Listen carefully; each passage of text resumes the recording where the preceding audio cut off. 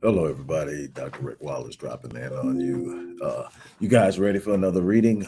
This segment is going to be a reading of Critical Mass, my 20th book, Critical Mass, The Phenomenon of Next Level Living.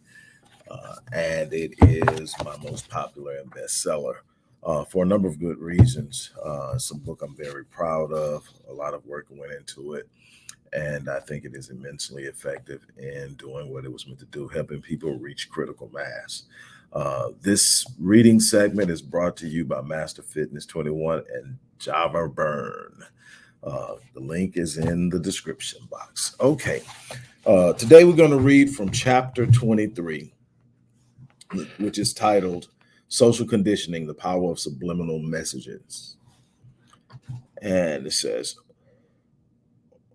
over the nearly 3 decades that I've been committed to helping people overcome multitudinous obstacles to achieve exceptional results in their lives, I have mastered numerous disciplines, including neuro-linguistic programming, psychology, psycho-cybernetics, neurological remapping, embodied cognition, neuro-associative conditioning, and more.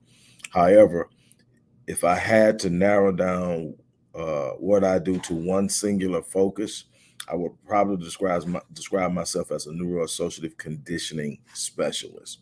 While I use all the disciplines I've mastered over the years, without question, the one that has the greatest singular impact is neuroassociative conditioning. Neuroassociative conditioning, or NAC, is a technique for creating lasting change that derives its foundation from neuro-linguistic programming. It describes the process of a mechanism of change in human behavior and performance based upon the simple premise that there are only two determinants of human behavior: the need to avoid pain and the desire to experience pleasure.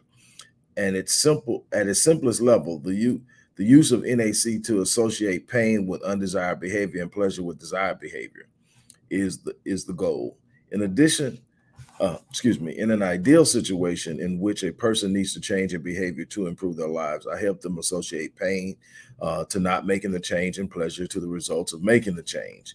I often share my philosophy that facts mean absolutely nothing to the conditioned mind. The conditioned mind is trained to perceive and behave based on the current paradigm through which a person views the world around them. If a person has been conditioned to believe that they are incapable of accomplishing something, the reticular activating system will work to find all the information that supports that conditioned belief. Often the belief comes from primary label givers early in life, but sometimes it can emerge as a result of significant experiences at any point in life. If this belief and the paradigm that underwrites it is not changed, there is nothing that can be done to change the associated behavior. Although facts are precise, the manner in which they are interpreted is not. This is why people who share similar experiences can end up with completely different results. Some people have a way of seeing the good in almost anything, while others will find the darkness in the brightest of days. There's nothing myself or anyone else can do to help people successfully and consistently avoid the vicissitudes of life, but I can help them change how they view and engage them. Understanding the power of the conditioned mind is key to understanding what I'm going to share with you here. Although most people don't even give it serious thought, we are constantly bombarded by experiences, information, and subtle suggestions that serve to slowly condition how we view the world around us, as well as how we view ourselves. It was Carter G. Woodson that illuminated the fact that if a man became convinced that he was inferior, he would not have to be told to behave accordingly. His belief in his inferiority would automatically demand that his behavior aligns with his self-image. I have always placed a great deal of emphasis on communicating the importance of effective parenting because parents are the first line of defense in the development of a child's self-concept, which has a direct bearing on the development of self-esteem and their self-confidence. Parenting is also the first form of social conditioning that a child will experience. Social conditioning is a social logical process similar to socialization that is more intense than the processing of socializing an individual. Additionally, proper socialization is almost always seen as being positive, while social conditioning is often more beneficial to the one doing the conditioning. It is often at the expense of the one who is being conditioned. Despite having successfully navigated the labyrinthine corridors of academia in the United States, I believe that the American educational system can be highly counterproductive to the development of personal identity, self-awareness, self-determination. The education system is designed to prepare individuals to plug into an existing system such as corporate America. Kids are not encouraged to discover their passions and trust their yearnings. They are thrust into categories assigned to particular tasks that their teachers and others presume to be best for them. The moment that children enter the educational system, they immediately meet a form of resistance that insists that they get their heads out of the clouds, stop daydreaming, and be more realistic in their expectations for their lives. You will be surprised at the number of times I've encountered a child who had been told by their teacher that their dreams were not likely attainable and they should focus on something more reasonable and realistic. Not only is this type of behavior by secondary label givers such as teachers, but it is also a part of a system that frowns upon individual thought and self-determination. A person who is self-determined rarely finds their place in operating in cooperation to the status quo. They are not easily controlled. On a grand level, social conditioning is the corporate process of training individuals in a social group or system to develop certain beliefs, desires, behaviors, and emotional reactions which are deemed acceptable by the general society or by certain subgroups within it. When social conditioning is successfully executed, it is immensely effective, not only because those who have been conditioned will be guided by the beliefs that have been pushed upon them, but because conditioned people have a proclivity to police others who appear to be operating outside of the accepted guidelines. How many times have you seen people who see you doing something beyond what is expected or moving outside of the box, and they feel it's their responsibility to pull you back in? Sometimes they even believe they're doing you a favor, or they're helping you, or they're saving you from yourself, because they've been conditioned that bad things happen outside of the box. Anytime you get outside of the box, there's always someone trying to pull you back in the box, because the box is supposed to be the safe place. But let me digress just a little bit here and explain to you another reason subconsciously that people pull you back in the box. See, the box is normally made up of people from like complex, because there are different boxes and people are in these boxes. And when you learn how to move laterally from box to box, you're never boxed in, because you can go where you need to go to do what you need to do. Okay, what happens when you're in a box? You're in a box not only with people from your same backgrounds, pretty much where you're at, pretty much doing what you're doing, and you're all in that box, and you all have similar stories, and you all keep each other comfortable, and you all parade in the illusion that, hey, this is just life, this is what's going on. You know, hey, I would have done so much better if I'd have been this, if I'd have been, man, if I'd have grew up in this neighborhood, I would have done this. And, you know, if I'd have grew up with my father, I'd have done that. If my mom wouldn't have been so, you know, and all the stories kind of match. So you always got this reinforcement of your excuse, because that's what it boils down to. Why you haven't excelled? It's an excuse. You know, you can say, yes, does not knowing your father have a massive impact on you? Absolutely. I should know. I never met mine. Does growing up in an abusive household have a massive? Yes. I've talked to you about adverse childhood experiences. Yes. But does it relegate you to a lifelong experience of suffering, heartache, poverty, misery, and everything else? Absolutely not. You have an opportunity, and you have an obligation to come out of that. But what happens is you get around a bunch of other people going through what you're going through, and you keep sharing your excuses of why you can't make it. So you start to console one another. Hey, man, it was really rough in this life, man. I'm glad I met somebody like you. And so everybody's cool with where you're at. This is why people pull you back in the box. One day you get a revelation. You have an epiphany. And you all of a sudden decide, you know what? I'm not stuck here. Suffering is not my lot in life. Poverty is not my lot in life. I am not going to sit here and spend the rest of my life suffering for something that happened to me 10 years ago, 20 years ago, for something my mom did when I was 5. I refuse it. I'm getting out of here. I'm going to change my life. I'm going to elevate my position. I'm going to do something exceptional and extraordinary. Guess what happens? They see you doing it, and a problem immediately occurs. And most of the time, it's subconsciously, it's beneath the surface of their conscious. They don't even realize they're doing it, but they immediately start to tell you why you can't do it. They immediately start to find every reason in the book to pull you back in the box. Do you want to know why you keep getting pulled back in the box by the people in the box? Because your escape from the box is a conviction of their mediocrity. Your escaping from the box is a conviction of the bull crap and the BS associated with their excuses. See, you came from where they came from. In many instances, you came from worse. So if you can get out of the box, the reason and the excuses they have for still being in there are no longer valid. Now they got to face some very difficult realities that are feeding their now cognitive dissonance, which is a discomfort in their mental state. And so now what are they going to do? They got to come up with another reason why they're there, because all the reasons they've been giving, you carrying with you out the box. But if they can somehow convince you to get back in the box, they don't have to take action. They don't have to put things in motion to change their situation. They can continually ride that, oh, woe is me, look what they did to me thing. So you got to be careful about who you keep around you. You got to keep some people around you that are no longer in the box, so that when you try to get out and they try to pull you back in, somebody can reach down and grab you. I just want to stop and share that. When you decide to think for yourself and abandon the status quo, thinking to pursue personal aspirations that propel you outside of the proverbial box, you will make others around you uncomfortable. The way that people ease this discomfort of the dissonance associated with seeing others attempt what they believe cannot or should not be done is by scolding or correcting them, reminding them of their place. I call this whispering the sweet nothings of negativity. There are people who literally make it their life's work to remind people to stay in the box. The ability to break free of social conditioning will depend heavily on your willingness to manage those in your periphery. You are the sum of the average of the 5 to 10 people you spend the most time around. If you are constantly around negative people, you will develop a negative state of mind. If you spend time with people who lack purpose, you will become unpurposed, lacking focus and intent. Social conditioning starts when you are an infant and is most acute during the early developmental years.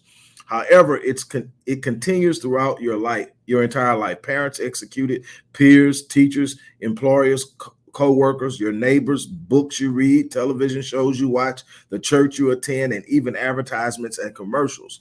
Social conditioning is employed in several ways, but one of the most common and effective models is the use of rewards to reinforce desired behaviors and punitive actions to punish the behaviors that are frowned upon.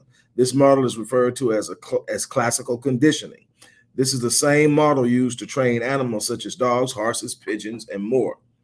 While the classical model is constant, the most effective form of social conditioning is the use of repetition to introduce the same message, also referred to as subliminal message. This form of social conditioning is subtler and takes place over long periods of time, constantly being reinforced in more subtle ways. The use of subliminal messages as a means of social conditioning is why constantly guarding your gates, eyes, ears, and even touch is so important.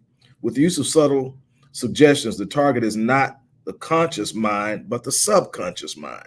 The subconscious mind is responsible for more than 96% of your behavior and decision-making. Something as simple as constantly seeing a commercial ad in which a well-dressed man attracts lots of women, drawing an implicit conclusion that if you want to be loved by the ladies, you must dress the part. Is this completely true? Of course not. But if the pattern presented by the advertisers is not interrupted by the idea that there are plenty of ways to attract women, the person viewing these commercials will go to great lengths to dress like the man in the ad. This is how commercials work so well. If these things didn't work, would companies be spending millions of dollars for a 30-second slot on Super Bowl Sunday, the most watched event during the year? No television show or anything is watched by as many people as the Super Bowl is on Super Bowl Sunday. And that's why, especially the halftime slot, those slots are gold and they pay a bunch of money. If you didn't think that those commercials had an impact in some kind of way, if nothing more than to plant the seed for the commercials that will follow in the coming weeks, that they will be spending that kind of money. This stuff works. It has been working. You need to read the book Propaganda by Edward Bernays. You also need to read the book Brainwashed by Tom Burrell. We have all been socially conditioned at different levels, with many becoming completely compliant to the ideas presented by the status quo. Social conditioning is not conducive to producing a population of people who are highly functional and optimizing their potential, but it is rather a form of herding and indoctrination that controls the movement of those it influences. People who conform to the social conditioning aimed at the masses are more vulnerable to responding to certain opportunities, good or bad, treatment and conditions in a manner considered to be acceptable by those who benefit from those responses. In other words, when you are socially conditioned, you are normally moved in a way that your actions and your behaviors don't serve you as much as it serves others. See, if you lived out the fullness of your potential, you probably wouldn't be working for a corporation who is paying you one fraction of what you're making them. See, when you start to discover yourself and you start to walk in yourself, you start to ask yourself questions that the conditioned mind doesn't. You start to ask yourself, if they're paying me, and I mean, not just when you feel you're grossly underpaid. I'm talking about well-paying jobs. If they're paying you six figures, you have to at least one time in your life stop and ask yourself, well, if they're paying me six figures, how much am I making them? Because I'm pretty sure they're not paying me anywhere close to what I'm making them. That wouldn't be beneficial to them. Well, if you find out, okay, if they're paying me 100,000, let's say they're paying me 200,000 a year, and then I find out I'm making them 2 million a year. Well, I understand they're corporate, they got a brand, they got a bunch of things that allow them to leverage my efforts and get that 2 million. I don't have the leverage that they have. So let's say I'm not going to make 2 million if I leave, but I think I can start a business and at least make $750,000, run my own business, doing my own thing, using my skill set, using my personal manner of work and doing what I do that makes how I do things unique. Okay. So what is the problem with social conditioning? If social conditioning was used to guide people in the best direction for their lives, there would not be anything wrong with it. But most of the social conditioning leads to negative results. Social conditioning in America has led to the harboring of erroneous thinking, counterproductive behavior, toxic desires, unhealthy emotional reactions to lives, inevitable intrusions upon our sanctity and peace. Let's see that for a moment. Oh, I'm almost done. Good. When you observe some of the statistics that provide a portrait of the current state of the U.S., you will find that the status quo is not at all it is cracked up to be, and it is not a reflection of the potential that we all possess as individuals. Approximately 41% of the U.S. population, that's 25.8 million people, suffer from diabetes. Another 79 million are pre-diabetic. In the U.S., 41% of first-time marriages and 60% of second-time marriages end in divorce. These numbers can be significantly higher for certain subgroups. Approximately 29% of adult women in the U.S. and 43% of adult men binge on alcohol on a regular basis. An estimated 7% of Americans will experience an episode of depression at some point during the current calendar year. It is worth noting that the numbers are eerily similar in other developing countries. While there are several factors contributing to the reality, social conditioning is without question one of the most primary culprits. When I initially became aware of social conditioning, I attempted to identify ways I had been negatively impacted by this force and then to reverse the damage. What I learned is that it was far worse than I had imagined. In fact, most of the most commonly held beliefs are influenced by social conditioning, and the majority of them are extremely bad. Additionally, our desires, behaviors, and emotional reactions are negatively influenced by poor social conditioning. While aesthetics has a place in every culture to a certain degree, physical appearance is treated with transcendence regarding more important elements of personal health. People will go to great lengths to improve their pulchritude or personal appearance while neglecting fitness and proper nutrition. This type of behavior is a direct result of social conditioning that places such a great emphasis on external beauty. Another area in which we suffer from poor social conditioning is the proclivity to participate in blind consumerism, a direct result of unbridled materialism. Social conditioning has a large portion of the American population chasing cars, clothes, and expensive accessories while working their jobs that they hate, a form of slow spiritual suicide. Now, That's not the whole chapter, but that's where I wanted to stop at. Um, could you bear the results of poor social conditioning was the next session. But I'm going to kind of give you a summation of what's on and why this chapter was so important to this book. The book is about critical mass. Critical mass in nuclear physics is the point in which all the components necessary to create a specific and desired nuclear reaction is present. You need to reach critical mass in order to produce that. That means everything is in place. In order to reach critical mass in your life, there are a number of different components that have to be in place: self-esteem, self-confidence, self-awareness, an idea of clear and notable vision, a plan for that vision, and so forth.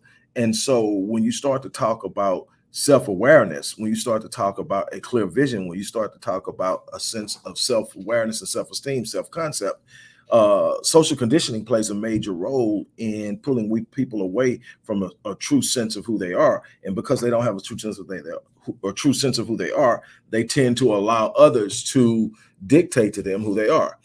Bunch of people out there seeking validation from other people because they don't know who they are. A bunch of people out there seeking the approbation and approval of other people because they don't know who they are. And because they don't know who they are, they can be misled. They can be misdirected. They can be put in places and given things that don't amount to who they are, don't equate to their worth, don't equate to their promise. And that's what you have to be careful of. You should be very cognizant of your state of existence, your identity, your self-awareness, your self-concept, your self-image, because that's going to have a massive impact on your self-confidence. That's going to have a massive impact on your self-esteem. That's going to have a massive impact on what you expect out of yourself from the word, because as your self-esteem and self-confidence goes up, your self-expectations go up, and your standards then can be raised. And all of these things are requirements to reach the next level in life. These are the things that you have to be able to do. Now, we can sit up and we can talk all day long about what you want. It's not going to be about what you want. It's going to be about what you become. So how do you become? You gauge and be honest with yourself about where you're at. Then you ask yourself what it is that you want out of life. Then you look at it. Then you start to observe the people who have already achieved it, and you start to evaluate their attributes. The people who do this tend to do this, this, and this. The people who do this tend to have this, this, and this. They tend to wake up at this time. They tend to do this. They read a lot of books. They do whatever you need to do. So then you sit up and say, okay, I need to become an avid reader. I need to become a better, a more organized. I need to become a better planner. I need to know exactly where I'm going. I should be doing at least 5 things each day that's moving me towards my goal. There's these little things you start building. Say, okay, when I become a person that does this consistently, I'll be the person that can do that. I'll be the person that can have that. I'll be the person that's over there. I'll be able to start my own business. It's all about becoming what you need to be. It's not about sitting up and wishing about it. It's not sitting up and complaining. It's not about finding excuses why you don't have it. It's about understanding where you are and being honest with yourself, and then determining where you need to be. But in the process, you got to understand that there's an entire system out there that needs as many people as possible not to discover themselves, because then they won't want to be plugged into the machine. They will want to create their own space, their own functioning mechanism that generates revenue, that generates worth, that creates networks, that builds relationships, that suits them and serves their interests. And that's what this whole thing is about. The public education system was never created to fully empower people. It was created to train them, to make them literate so they were easily trained when they move into jobs. It was made to train them the basic skills they would need to hold jobs. It was never designed to find their purpose. It was never designed to look inside of them and nurture their gifts. It was never designed to sit up and take on the responsibility of each student reaching their full potential. It was to sit up and say, you need to know how to do this. You need to know how to do this. You need to know how to do this. Once you learn how to do that well, go over there and ask that man for a job. He's going to give you a job, and then he'll tell you how much he's going to pay you. If you do your work right, you can keep that job as long as you want to, as long as that business stays afloat. And that was the model. If you think about it, if you're my age, that was the model our parents went on, and they tried to pass that on to us. I was just simply a person that was not going to be satisfied with letting someone else determine my worth for the rest of my life. So I decided, you know what? I'm going to do something about it. I'm not going to complain. I'm not going to sit up and whine, because they also taught me, even though they taught me that model, which I believe is an extremely broken model, they also taught me never to complain. And they told me to take control of things. If I didn't like it, to change it. And so that's what I did. I decided to understand, but I determined that you can't get somewhere just by wanting to be there. You've got to come up with a system. You got to come up with a way to get there. So I start to study, how did people get to different places in life? What did they do? I started way back with Earl Nightingale, Zig Ziglar. Way back in the day, trying to find out the things to do. I read Think and Grow Rich. I read Wallace D. Wattles, which preceded Think and Grow Rich by 30 years. I read Wallace D. Wattles, The Science of Getting Rich. I read those things, and the things that most people were shunning, I was taking on because I wanted to find out about it. If it can be meticulously done and produce consistent results, then it's easy. It's a done deal. Man, if everybody you see that's doing what you want to do did this, you probably want to do it. Success leaves clues. So if success leaves clues, then what I'm going to do? I'm going to follow the clues. And so, like I said, and this book goes the gamut. It goes from that. It's not just that. I'm going to read you the table of contents so you can get an idea of what's here. Chapter 1, the mind is the genesis of your destiny. Chapter 2, psychosomatics, the effects of your thoughts on your physical well-being. Chapter 3, the power of intent to change your mind. Chapter 4, the reason so many people fail to succeed. Chapter 5, power versus outcome, the unlimited potential of a purpose-driven life. Chapter 6, living in a hostage situation. Chapter 7, the power of expanded beliefs, faith and motion. Chapter 8, positive thinking, the first step in changing your life. Chapter 9, when absolutely everything goes wrong. Chapter 10, mastering your emotions in your pursuit of greatness. Chapter 11, strengthen your willpower and self-discipline. Chapter 12, 5 powerful steps to help build self-confidence. Chapter 13, purging your periphery, building a new circle. Man, if you don't read any other thing in this book, read that. Chapter 14, life will pay whatever price you demand of it. Chapter 15, how to make the law of attraction work for you. Chapter 16, 3 synergistic forces that produce a breakthrough. Chapter 17, 5 mental steps to help with financial setbacks. Chapter 18, the mind unleashed, creating your own reality. Chapter 19, reprogramming your subconscious mind. Chapter 20, the cost of greatness and success. Chapter 21, the importance of a positive mental attitude in developing good health. And finally, chapter 22, understanding how things work. This book, I'm telling you, this book, step by step. And then the thing is, I wrote it using a modular model of composition. In other words, you can read this book straight through, and it flows as if it was written in linear composition. But you can go to any chapter in this book when you pick it up and say, man, that's the thing I want to focus on right now, and go read it. And that chapter will speak to you, and you don't have to have read everything that came before it to understand it. I wrote them modularly, meaning that they stand alone, but they work together when you flow. You put them all together, you got something powerful. But if you need to go get something right now for a specific thing that sticks out, go do it. This is a very exceptional tool. It is not the equivalent of working with me. Trust me. There are some things that only can be done when there's a direct interaction and there's a direct pull, and there's someone holding you accountable for what you do, for what you say, and what you follow through on. And that's what I do.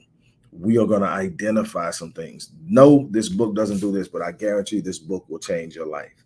So now here's the thing.